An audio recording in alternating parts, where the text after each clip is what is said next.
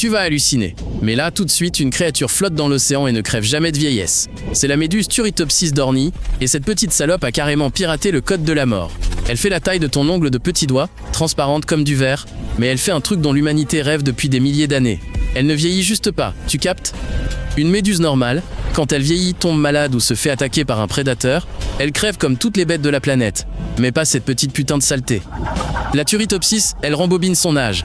Ses cellules rajeunissent, comme si quelqu'un avait appuyé sur le bouton retour rapide de la télécommande de sa vie, bordel. Putain, c'est dingue la façon dont sa putain de superpuissance fonctionne. Ces cellules adultes spécialisées, elles redeviennent des cellules souches, ces espèces de cellules vierges et universelles, bordel. Imagine un peu, tes cellules de foie ou de cerveau qui, d'un coup, oublient tout ce qu'elles sont et redeviennent comme celles d'un putain de fœtus. Elles peuvent alors se transformer en n'importe quoi, un cœur, ou ce que ces saloperies veulent. Merde. Cette méduse de merde se pose au fond de l'océan, son corps se décompose en un tas de cellules. Puis, de cette foutue masse, une nouvelle méduse toute jeune repousse, la même entité, mais avec le compteur D, âge remis à 0, wesh. Et le pire, c'est qu'elle peut refaire ce coup à l'infini, putain. Vieillir, rajeunir, grandir, revieillir, retourner à l'enfance. C'est un putain de cycle éternel sans fin, ça. Franchement, je suis scié. Elle peut se refaire une jeunesse quand ça lui chante. Pas besoin d'attendre la vieillesse, juste un coup de stress, la faim, ou même un coup de blues, et bim. Les conditions te plaisent pas dans ce coin de l'océan? On s'en branle, elle se reboot en mode gosse et va chercher un meilleur spot. Genre t'as sauvegardé, t'as tout foiré, tu relances le niveau.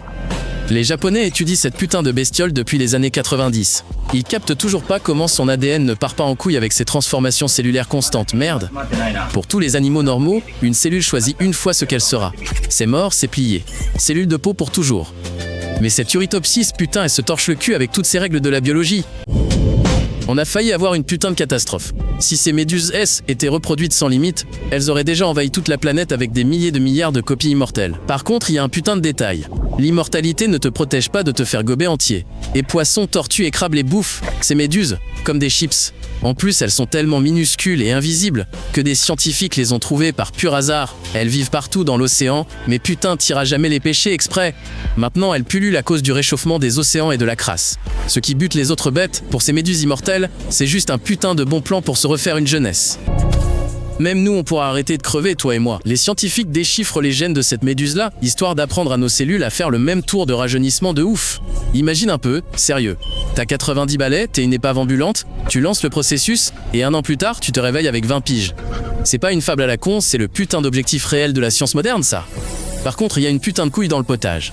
Même si on chope le truc pour rajeunir, ça n'enlèvera pas la surpopulation, le putain de cancer ou les infections. Et puis une caisse peut toujours te buter ou un connard te flinguer. Pendant que cette minuscule saloperie transparente flotte peinard dans l'océan et se fout de la gueule de toute l'humanité. Nous, on essaye de lui piquer sa putain de technologie de jeunesse éternelle. Abonne-toi à la chaîne et tu vas encore en prendre plein la gueule.